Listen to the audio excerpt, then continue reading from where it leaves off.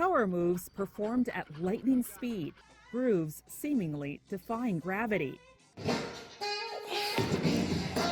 The flips, footwork, and flair, the hallmarks of breakdancing, otherwise known as breaking. It just looks really cool. Antonio Castillo certainly thought so when he was just 5 years old growing up in Mexico.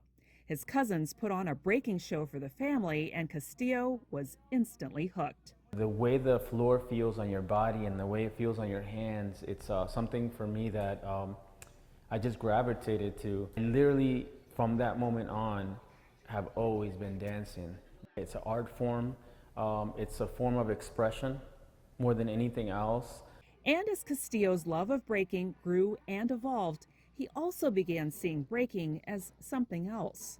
I've always thought it was athletic, and I knew you had to train a certain way. And so began his lifetime mission, teaching breaking at one of the first and few breaking schools in the U.S. at that time, helping create guidelines for competitions, getting a U.S. team together, all while proving to the world that breaking is indeed an athletic discipline. It took over my entire life. I mean, this is all I did, 24/7. That energy is ultimately what pushed it through the doors of the Olympics.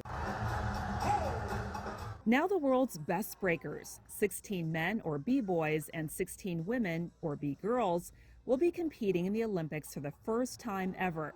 The rules Castillo diligently created, now in practice. It was just a joyful moment for me. It was a little bit of validation too, that all these years that I've been putting in, working hard, and people saying this guy doesn't know what he's doing, you know, all this different stuff, that I finally was able to take a deep breath and say, hey, wow, this is crazy. One, all right, and you're going the other side too.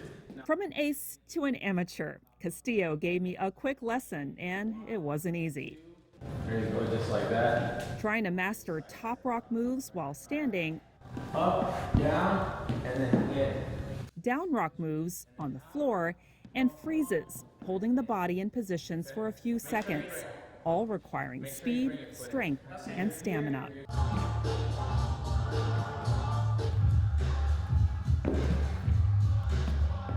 Unlike me, there are plenty of young, natural talents here at All 10 Breaking, a school in Washington, D.C.